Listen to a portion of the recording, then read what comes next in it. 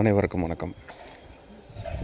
TRP examination டிஎன்பிஎஸ்சின்னு சொல்லிட்டு நிறைய aspirant வந்து இப்போ நிறைய எக்ஸாமுக்கு படிச்சுக்கிட்டு இருக்காங்க. அவங்களுக்கான நிறைய விஷயங்களோட சேர்த்து இந்த வீடியோவில் நம்ம என்ன பார்க்க போகிறோன்னா 2025 நம்ம செய்ய வேண்டிய எக்ஸாமுக்குன்னு நம்ம செய்ய வேண்டிய முக்கியமான ஒரு 10 பாயிண்ட்.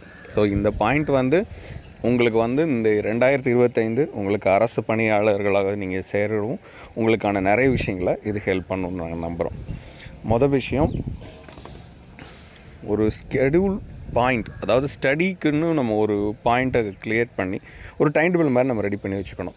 முதல்ல ஒரு ஸ்ட்ரக்சர் ஆஃப் டைம் டேபிள். இப்போ ஒரு எக்ஸாம்னு நம்ம இறங்கணும் அப்படின்னு முடிவு பண்ணால் எந்த காலகட்டம், எவ்வளோ மாதம் இதுக்கு நம்ம ஒர்க் பண்ணணும், இதுக்கு கிரவுண்ட் ஒர்க்குன்னு ஒன்று தனியாக இருக்குது. அதுக்கப்புறம் பார்த்திங்கன்னா பேஸ் ஒர்க்குன்னு ஒன்று இருக்குது. பேஸ் ஒர்க்கில் நம்ம செய்ய வேண்டிய மொதல் விஷயம் என்னென்னா, எவ்வளோ நாள் இதுக்கு ஒர்க் பண்ணணும், அதே மாதிரி இந்த ஒர்க்குக்கு நம்ம பேசிக்கான சில விஷயங்கள், இப்போ ஃபார் எக்ஸாம்பிள் இப்போ பிஜி டிஆர்பியோ இல்லை வந்து பாலிடெக்னிக் டிஆர்பியோ, நம்ம டிஎன்பிஎஸ்சி எக்ஸாமினேஷனோ இல்லை ஆர்ட்ஸ் டிஆர்பி, இன்ஜினியரிங் காலேஜ் டிஆர்பின்னு இது மாதிரி எத்தனையோ டிஆர்பி இருந்தாலும் முதல்ல பேசிக்காக இந்த எக்ஸாமுக்கு மொத்தம் எத்தனை யூனிட்டு, இந்த யூனிட்டை நம்ம எத்தனை நாளில் முடிக்கலாம், எந்த யூனிட் வந்து நமக்கு வந்து ரொம்ப புதுசோ அதை தான் முதல்ல நம்ம படிக்கிறதுக்கான சூழல் அமையும். இப்படி உங்களுக்கான ஸ்கெடியூல், அந்த கால அட்டவணையை நீங்கள் பிரிச்சுக்கோங்க. எத்தனை மாதங்கிறத நீங்களே குறிச்சிங்க. ஏன்னா உலகத்திலே நம்மளை விட பெட்டராக நம்மளை யாரும் புரிஞ்சிக்க முடியாது. அதனால் வந்து உங்களுக்கே தெரியும் நம்ம எவ்வளோ ஃபாஸ்ட் லேர்னரா, ஸ்லோ லேர்னரா, மிடில் ஆவரேஜ் லேர்னரா அப்படிங்கிறது உங்களுக்கே தெரியும். அந்த பேசிஸில் இதை நீங்கள் ஒர்க் பண்ணுங்கள். அதே மாதிரி எந்த ஃபேஸில் உங்களுக்கு ஸ்பீடாக ஒர்க் பண்ண முடியுமோ அந்த ஃபேஸஸ்லேயே நீங்கள் வந்து உங்களுக்கான டைம் டேபிளை போட்டுங்க. முதல்ல புதுசாக படிக்கிற டாப்பிக்கை ப்ரையாரிட்டி கொடுத்து முதல்ல அதை முடிக்க ட்ரை பண்ணுங்கள். அது யூனிட் வைஸில் 8வது யூனிட்டில் இருக்குது, இல்லை 9வது யூனிட்டில் இருக்குது, 10வது யூனிட்டில் இருக்குங்கிறதெல்லாம் கவலைப்படாதீங்க. புதுசாக இருக்குன்னா அதை தான் உங்களோட ஃபஸ்ட்டு ப்ரையாரிட்டி. ஈஸியாக இருக்கிறத கடைசிக்கு நேரத்தில் வந்து நீங்கள் அட்வான்ஸோடு சேர்த்து நீங்கள் படிச்சுக்கலாம். முதல்ல உங்களுக்கான என்ன எக்ஸாமுக்கு நம்ம படிக்கிறோமோ அந்த எக்ஸாமுக்கான ஸ்கெடியூல் பிளான் நம்மகிட்ட இருக்கணும். அதுக்கப்புறம் பார்த்திங்கன்னா understand the exam pattern. So exam pattern அப்படிங்கிறது ரெண்டாவது முக்கியமான பாயிண்ட். இப்போ எக்ஸாம் பேட்டர்ன் பார்த்திங்கன்னா மேக்ஸிமம் எல்லா எக்ஸாமுக்கும் மல்டிபிள் சாய்ஸ் கொஸ்டின்ஸ், எம்சிக்யூ தான் மேக்ஸிமம் இருக்குது. எம்சிக்யூ பொறுத்தளவு பார்த்திங்கன்னா ஒரு யூனிட்டில் எவ்வளோ கேட்பாங்க ஆவரேஜாக, இது வந்து 100 மார்க்குக்கு நீங்கள் எழுதுனீங்கனாலும் சரி, 150 மார்க்குக்கு எழுதினாலும் சரி, இல்லை சில 150 கொஷின்ஸ் வந்து இன்ட்டு 2 மார்க்குன்னு போட்டு நெட் எக்ஸாமினேஷன், செட் எக்ஸாமினேஷன் மாதிரி கொடுத்தாலும் சரி, இதுக்கு நம்ம எந்த மாதிரியான ஸ்ட்ராட்டஜியை ஃபாலோ பண்ணணும் அப்படிங்கிறத ஃபாலோ பண்ணிக்கோங்க. ஏன்னா எக்ஸாம் பேட்டர்ன் வந்து முதல்ல உங்களுக்கு உங்களுக்கு வந்து உங்களை அது ரொம்ப பரிச்சயமாக்கிக்கணும். 3 மணி நேரத்தில் எழுதுகிற எக்ஸாமு எத்தனை கொஷின்ஸை நம்ம எழுதுகிறோம், எது நமக்கு டைம் எடுக்கும். ஃபார் எக்ஸாம்பிள் மேத்தமெட்டிக்ஸ் ஜென்ரல் பேப்பரில் இதிலெல்லாம் நிறைய விஷயம் இருந்துச்சுன்னா அதை கொஞ்சம் ஆட் பண்ணி வச்சுக்கோங்க. ஸோ இந்த மாதிரி உங்களோட எக்ஸாம் பேட்டர்னை ஃபுல்லாக புரிஞ்சுக்கிட்டு ஸ்ட்ராட்டஜி ஃபார் த எக்ஸாமினேஷன் 2 விஷயத்தை ஞாபகம் வச்சுக்கணும். ஸ்ட்ராட்டஜியை பொறுத்தளவு மொதல் விஷயம், எப்படி ஒரு கொஷினை நீங்கள் எழுதிக்கிட்டே இருக்கீங்க, திடீர்னு வந்து சில டவுட்டான கொஷின்ஸ் வருதுன்னா, டவுட்டான கொஷின்ஸ் வந்தால் நீங்கள் அந்த கொஷினை விட்டுருங்க, அதை லேட்டாக எழுதிக்கலாம். சப்போஸ் பிரைன் வந்து நமக்கு 2 விதமாக நம்ம ஒர்க் பண்ணோம். எப்படின்னா, ஒரு கொஷினை நீங்கள் பார்த்ததுக்கப்புறம் அது மைண்டு வந்து உங்களுக்கு அந்த ஆன்சரை உள்ளே போய் தேடிக்கிட்டு இருக்கும். அதனால் ஒரு டைப்பாக விட்டுருங்க. 2வது டைப் என்னென்னா, நீங்கள் எழுதிக்கிட்டு இருக்கும்போது ஒரு கொஷினை பார்த்துட்டு அதுக்கு உங்களுக்கு தெரிஞ்சால் மட்டும் எழுதுங்க, அட்டன் பண்ணாமல் மற்றதை விட்டுருங்கன்னு சொல்லிவிடுங்க. அதே மாதிரி இது ஆன்சரை, அந்த 4 ஆன்சரில் 2 ஆன்சரில் இந்த 2 ஆன்சர் இருக்கலாம் அப்படின்னு ஒரு டவுட்டை வச்சுக்கிட்டு நீங்கள் பேஸ் வச்சுட்டு போயிடுங்க. அந்த 2 ஆன்சரில் எது உங்களுக்கு ப்ரையாரிட்டி வருதோ அதை வந்து உங்களுக்கு அடுத்தது மைண்ட் செட்டு அதுவே உங்களுக்கு காட்டி கொடுக்கும். அதனால் எக்ஸாம் முடித்த பிறகு தெரியாத கொஷினை நல்லா யோசிச்சு பாருங்கள். டெலிஷன் மெத்தட் மூலமாக நீங்கள் புரிஞ்சிக்கலாம். அடுத்தது குவாலிட்டி ஸ்டடி மெட்டீரியல். ஸோ ஒவ்வொரு எக்ஸாமுக்கும், அது டிஆர்பி எக்ஸாம், டிஎன்பிஎஸ்சி, நீங்கள் எந்த டைப் ஆஃப் எக்ஸாம் நீங்கள் எழுதினாலும் சரி, மொதல் விஷயம் ஸ்டடி மெட்டீரியலை ப்ராப்பராக எடுத்துக்கணும். முதல்ல ரெஃபரன்ஸ் புக்குன்னு சிலபஸ் கொடுக்கும்போதே கொடுத்துருப்பாங்க. சில நேரத்தில் புக்கு வந்து இந்த புக்கை படித்தா நல்லாயிருக்கும் அப்படிங்கிறத அவங்க ரெஃபரன்ஸ் கொடுத்துருக்கலாம். இல்லை இருக்கிற புக்லேயே எது பெஸ்ட்டு புக்கோ அதில் எல்லா சிலபஸும் கவர் பண்ணுற மாதிரி என்னென்ன இருக்கோ முதல்ல இதை நீங்கள் கலெக்ட் பண்ண ட்ரை பண்ணுங்கள். இப்போ இருக்கிற மாடர்ன் வேர்ல்டில் பார்த்தீங்கன்னா நீங்கள் எல்லாருமே புக் எடுத்துக்கலாம். அதுக்கப்புறம் வந்து நிறைய மெட்டீரியல்ஸ் நீங்கள் எடுத்துக்கலாம். அது மாதிரி ரெஃபரன்ஸ் புக்கோ எல்லாமே இப்போ புக்காக அவைலபிளும் இருக்குது. கூகுள்லேயும் நீங்கள் சர்ச் பண்ணலாம். இது இல்லாமல் இன்னும் நிறையா ப்ரைவேட் வெப்சைட்லேயும் அப்லோட் பண்ணி கொடுக்குறாங்க. முதல்ல எல்லா யூனிட்டுக்கான மெட்டீரியல் கலெக்ஷன் அப்படிங்கிறத வந்து ஸ்டடி மெட்டீரியலை ப்ராப்பராக எடுத்துங்க. ஏன்னா இது ஆன்லைன் கோர்ஸுக்காக இருக்கலாம், இல்லை உங்களோட ப்ராக்டிஸ் பேப்பருக்கு, இது மாதிரி எல்லா விஷயத்துக்கும் உங்களுக்கு ரொம்ப உதவி பண்ணுறது உங்களோட குவாலிட்டி ஸ்டடி மெட்டீரியல். அடுத்தது ப்ராக்டிஸ் ரெகுலர்லி. நார்மலாக இப்போ ஒரு ஆஸ்பிரண்ட்டாக நீங்கள் வந்து ஒரு விஷயத்தை போட்டித் தேர்வாளர்களாக நீங்கள் மாறியிருக்கீங்க அப்படின்னா கிட்டத்தட்ட சொல்லப்போனால் ஒரு தவம் பண்ணுற மாதிரி தான். ஒரு சோல்ஜர் வந்து தன்னை எப்படி வந்து அர்ப்பணிப்போட ஒர்க் பண்ணுறாரோ அது மாதிரி நீங்கள் ஒரு எக்ஸாமுக்கு ப்ரிப்பேர் பண்ண ஆரம்பிச்சிட்டிங்க அப்படின்னா, முதல்ல போர் வீரர் வந்து ஒரு எக்ஸாமுக்கு போருக்கு ரெடி ஆகிறார் அப்படின்னா போர் எப்போ வேணாலும் வரலாங்கிறது தெரிஞ்சனால எந்நேரமும் தன்னை தயார்படுத்திக்கிட்டே இருப்பார். அது மாதிரி ஆஸ்பிரண்ட் எல்லாமே நீங்கள் செய்ய வேண்டிய ஒரே ஒர்க் என்னென்னா ப்ராக்டிஸ் ரெகுலர்லி. ஸோ ஒரு எக்ஸாம் நீங்கள் வந்து ஒன்று படிக்க எப்படி தான் நீங்கள் தான் எழுத போகிறீங்க. ஸோ அது எக்ஸிக்யூஷன் எப்படி இருக்குங்கிறத ஒன் பை ஒன்னாக நீங்கள் பார்த்துட்டு அதை திருப்பி ப்ராக்டிஸ் பண்ணிகிட்டே இருங்க. நமக்கு தெரிஞ்ச விஷயமாகவே இருந்தாலும் திருப்பி அதை டெப்த்தாக அனாலிசிஸ் புரிஞ்சுக்கோங்க. அதோட கொஷினை எப்படியெல்லாம் கேட்கலாங்கிற ஐடியாலஜி இருக்கும். இல்லை ப்ரீவியஸ் இயர் கொஷின் பேப்பர் இருக்கும். இல்லை நீங்கள் கொஷின் செட்டராக இருந்தீங்கன்னா இந்த கொஷினை நீங்கள் எப்படி எடுப்பீங்க, இப்படி யோசிக்க ட்ரை பண்ணுங்கள். இது வந்து யூனிட் வைஸ்க்கு உங்களுக்கு ஹெல்ப் பண்ணும். அதே மாதிரி execution of exam pattern of question paper ஸ்ட்ரக்சரும் உங்களுக்கு புரிய ஆரம்பிக்கும். சில கொஷினை பின்னாடி பின்பற்றுவற்றுள் எது இல்லை, which of the following is not அப்படின்னு கேட்கலாம். சில இடத்துல வந்து இந்த 4-5 கேரக்டரிஸ்டிக்ஸில் எந்த கேரக்டரிஸ்டிக்ஸ் வந்து இதுக்கு அமையும் அப்படின்னா ABCDEFன்னு கொடுத்துட்டு இதில் 3 தான் நீங்கள் சூஸ் பண்ணுற மாதிரி இருக்கிற மாதிரியும் சூழல் அமையும். இப்போ இருக்கிற எல்லா எக்ஸாமும் இது மாதிரி கொடுக்கும். இல்லைனா கூற்று கொடுக்குறாங்க, ஒன்று ரீசன் இல்லைனா வந்து இன்னொன்று இதுக்கான ஆக்சுவல் ஸ்டேட்மெண்ட் கொடுக்குறாங்க. ரெண்டுமே தவறு, ரெண்டுமே சரி, இது ஒன்று தவறு ஒன்று சரி அப்படிங்கிற மாதிரிலாம் வரும். அது மாதிரி விஷயத்தை ப்ராக்டிஸ் பண்ணிங்க. அடுத்தது active recall and spaced for repetition. உங்களுக்கு எந்த அளவுக்கு உங்களுக்கு ஃபேஸ் ஆன ஸ்பீடு உங்கள்கிட்ட இருக்கோ அந்த ரீகால் அப்படிங்கிற ஒரு கேட்டகரைசேஷனை மாற்றிக்கணும். ஸோ அடுத்தது ரீகால் அப்படின்னா ஒரு தடவை நீங்கள் படித்து முடிச்சிட்டிங்கன்னா என்ன படித்தாலும் அதை உங்களுக்கு கதையாக சொல்கிறதுக்கு உங்களுக்கு ட்ரை பண்ணணும்.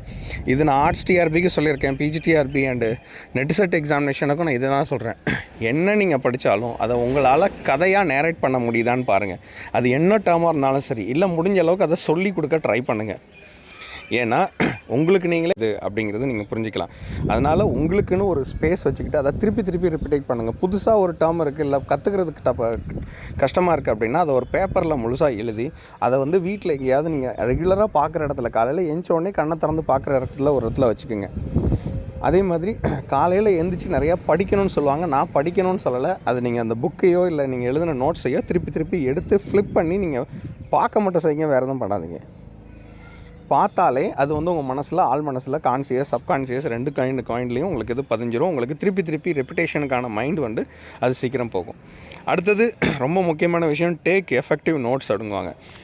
டேக் எஃபெக்டிவ் நோட்ஸ் அப்படின்னா முதல்ல நம்ம தெரிஞ்சிக்க வேண்டியது, நீங்கள் என்ன முதல்ல ஸ்டடி மெட்டீரியல் சொன்னோம், நீங்கள் அதுக்கான ஒர்க் ஸ்கெடியூல் போட்டு கால அட்டவணை போட்டு பிரிச்சுக்கோங்கன்னு சொன்னோம். அதுக்கப்புறம் நீங்கள் எல்லாத்தையும் ப்ராப்பராக படிக்கிறதுக்கான சூழல்லாம் ஏற்படுத்தினதுக்கப்புறம் புக்கு மெட்டீரியல்லாம் கலெக்ட் பண்ணி நீங்கள் படிக்கிற விஷயத்தை ஒரு 5 ஸ்கொயர் நோட்டோ இல்லை ஒரு பெரிய நோட்டை ஒன்று வாங்கி அந்த நோட்டில் முழுக்க ஒவ்வொன்றா எழுதுங்க. நீங்கள் எழுதுகிற நோட்ஸ் எழுதி முடித்ததுக்கப்புறம் இனிமேல் அந்த புக்கை படிக்கக்கூடாது, அந்த நோட்டை தான் படிக்கணும். இந்த மாதிரியான ஒரு ஒரு ரீடிங் ஹேபிட்டை உங்களுக்கு நீங்கள் கொடுத்துக்கோங்க. இது வந்து உங்களுக்கு இப்போ மட்டும் இல்லை, எப்பயுமே இது உங்களை காப்பாற்றும். அதனால் எஃபெக்டிவ் நோட்ஸ் டேக்கிங் அப்படிங்கிறது நமக்கு ரொம்ப முக்கியம். ஏன்னா அப்போ தான் ஒரு முக்கியமான ஒரு நாவலோ இல்லை ட்ராமாவோ இல்லை ஒரு எஸ்ஸே படிக்கிறீங்கன்னா இதை கொஷின்ஸில் எடுக்கிறதுக்கு என்னென்ன பாயிண்ட் எங்கெங்கே இருக்குது, இந்த ஆத்தர் எங்கே பிறந்தார், இல்லை ஆட்டோபயோகிராஃபிக்கல் எலிமெண்ட்ஸ் என்னென்ன இருக்குது, அதே மாதிரி இந்த ட்ராமாலேயோ இல்லை நாவல்லையோ என்னென்ன விஷயத்தெல்லாம் இவர் அடிஷ்னலாக கொடுத்துருக்காரு அப்படிங்கிறதையும் நீங்கள் இதில் பாருங்கள். இது மாதிரி தான் இதை நீங்கள் அணுகணும். அப்படி இருந்தால் மட்டும்தான் உங்களுக்கு எஃபெக்டிவ் நோட்ஸுங்கிறது கிடைக்கும். அடுத்தது இவ்வளோ விஷயத்தை நம்ம சொல்கிறதோட சேர்த்து ஹெல்த்தி லைஃப் ஸ்டைல். இந்த நேரத்தில் உங்களுக்கான பேலன்ஸ் டயட் இருக்கணும். திடீர்னு ஜங்க் ஃபுட் அதிகமாக எடுத்துக்கூடாது. இப்போ வந்து மான்சூன் டைமாக இருக்குது, நிறையா பனி நேரமாக வெளியில் போகிறதுக்கெல்லாம், மழை பெய்கிற நேரமாகவும் இருக்கும். பனியிலேயோ இதுலேயோ உங்களோட ஹெல்த்தை வந்து கெடுத்துக்காதீங்க. குடும்பம் வரைக்கும் உங்களை கொஞ்ச நாளைக்கு தவம் பண்ணுற மாதிரியோ இல்லை ஒரு கொஞ்ச நாளைக்கு அவுட் ஆஃப் த வேர்ல்டில் இருக்கிற மாதிரி நீங்கள் உங்களை நினச்சிக்கோங்க. எந்த ஒரு மற்ற கேதரிங்கோ இல்லை பெரிய கேதரிங்கில் எதுலேயும் கலந்துக்காதீங்க. கொஞ்ச நாள் இதுக்கு மட்டும் விடுதலை கொடுங்க. இப்படி நீங்கள் கொடுக்கும் பட்சத்தில் ஒரு கட்டத்தில் நீங்கள் ஜெயிச்சு முடித்த பிறகு என்ஜாய் பண்ணுறதுக்கு அதுக்கப்புறம் வருஷம் பூரா நம்ம என்ஜாய் பண்ண தான் போகிறோம் அப்படிங்கிறத மைண்ட் செட்டை ஒன்று வச்சுக்கோங்க. Healthy mind set. அதே மாதிரி டயட் பிளானை ரொம்ப நீட்டாக வச்சுங்க. உங்களுக்கு தேவையான சத்து எது, எந்த மாதிரியான லைஃப் ஸ்டைல் வேணுங்கிறது உங்களுக்கே அதை தெரியும். அப்படி இருந்தால் மட்டும்தான் உங்களோட மைண்டை வந்து ரொம்ப ஷார்ப்பாக யோசிக்க வைக்கும். நிறைய விஷயங்கள் நீங்கள் படிக்கிறதுக்கான சூழல் அமையும். அப்புறம் உங்களை எப்பயுமே ஸ்டே இன்ஃபார்ம்டு அப்படிங்கிற மாதிரி கரண்ட் அஃபேர்ஸில் இருக்கிறது எல்லாமே எல்லா எக்ஸாமினேஷனுக்கும் கரண்ட் அஃபேர்ஸ் ஒரு புதிய கீ பாயிண்ட்டாக வச்சுருக்காங்க. டெய்லி நியூஸ் பேப்பர் படிங்கன்னு நான் சொல்லி கிளீஷேவெல்லாம் சொல்ல மாட்டேன். ஆவரேஜாக நம்மளை சுற்றி நடக்கிற முக்கியமான நிகழ்வுகளில் சும்மா இப்போ ரீசெண்டாக பார்த்திங்கன்னா செஸ் போட்டி நடந்துச்சு. இதில் குகன் ஜெயிச்சிருக்காரு. இவர் எந்த நாட்டுக்கு எதிராக இருக்கிற ஒருவர் கூட ஜெயிச்சார், இதுக்கு முன்னாடி யார் வாங்கினாங்க, இவர் எத்தனாவது நபர், எத்தனை வயசில் இவர் வாங்கியிருக்காரு, இந்த மாதிரி பேசிக்கான விஷயத்தை நியூஸ் பேப்பர்லையோ இல்லை நியூஸ் கட்டிங்ஸாவோ இல்லை நீங்கள் செய்தித்தாள்லையோ இல்லை யூடியூப்லையோ இல்லை நீங்கள் ஏதோ ஒரு செய்தி வாயிலாகவும் நீங்கள் வந்து அதை தெரிஞ்சுக்கிறதுக்கு ட்ரை பண்ணுங்கள். ஏன்னா கரண்ட் அஃபேர்ஸ் செக்ஷன் வந்து எல்லாத்துலேயும் ப்ரையாரிட்டி கொடுத்துருக்காங்க. அப்புறம் குரூப் ஸ்டடி, இதை வந்து நார்மலாக நான் வந்து நிறைய பேருக்கு நான் அதை பரிந்துரைக்க மாட்டேன். ஏன்னா உங்களை மாதிரியான ஒரு எக்ஸாம் எழுதுகிற ஒரு நபர் உங்களை மாதிரியான ஒரே வேவ் லெங்த்தில் இருக்கும் பட்சத்தில் நீங்கள் குரூப் ஸ்டடியை நீங்கள் ஃபாலோ பண்ணிக்கலாம். இன்ஃபேக்ட் அப்படி ஆளுங்க யாரும் இல்லை அப்படின்னா நீங்கள் ஒரே விஷயம் என்ன பண்ணுங்கள், உங்களோட ஃபேஸில் உங்களோட வேகத்துக்கு எவ்வளோ சீக்கிரம் ஓட முடியுமோ அவ்வளோ தூரம் ஓடுங்க. ஏன்னா உங்களோட எனர்ஜி என்னன்னு தெரியும். ஃபார் எக்ஸாம்பிள் இப்போ நீங்கள் ஒரு 1000 மீட்டர்ஸ் நீங்கள் ஓட போகிறீங்கன்னா கூட 2-3 பேர் வந்து இருந்தாங்கன்னா நல்லாயிருக்கும். அவங்க நம்ம வேகத்துக்கு ஓடினாங்கன்னா நம்ம வேகமாக ஓடலாம். அவங்க நம்மளோட ஸ்லோவாக ஓடினாங்கன்னா நம்ம அவங்க ஸ்பேஸ்க்காக நம்ம ஸ்லோ பண்ணுற மாதிரி இருக்கும். அதனால் உங்களால் வேகமாக ஓட முடியும்னா தனியாக ஓடுனா நீங்கள் ஓடுங்க. குரூப் ஸ்டடிக்கு உங்களை மாதிரியான கேரக்டர், உங்களை மாதிரியே ஒரு நபர் உங்களுக்கு கூடவே எக்ஸாம் எழுதுகிறாங்கன்னா அவங்க கூட எழுதி நீங்கள் பயணம் பண்ணுறதுல தப்பே கிடையாது. அப்படி இல்லாத பட்சத்தில் குரூப் ஸ்டடியை தவிர்த்தலாம். இது நிறைய பேருக்கு எக்ஸாமினேஷன் மேலே இருக்கிற ஆர்வத்தை குறைக்கும். அதனால் குரூப் ஸ்டடியை நான் ப்ரிஃபர் பண்ண மாட்டேன்னு சொன்னேன். அண்டு ஃபைனல் திங் இஸ், குடும்பம் வரைக்கும் இந்த காலகட்டத்தில் நீங்கள் படிச்சுக்கிட்டு இருப்பீங்க. உங்களை சுற்றி இருக்கிறவங்க நிறைய பேர் வந்து ரொம்ப ஈல்டப்பாக இருப்பாங்க, ரொம்ப ஜாலியாக இருப்பாங்க. நிறைய இடத்துல வந்து அவங்க என்ஜாய் பண்ணுற மாதிரி தெரியும். இந்த நேரத்தில் நம்ம பண்ணுற தியாகம் நம்மளை காப்பாற்றும்.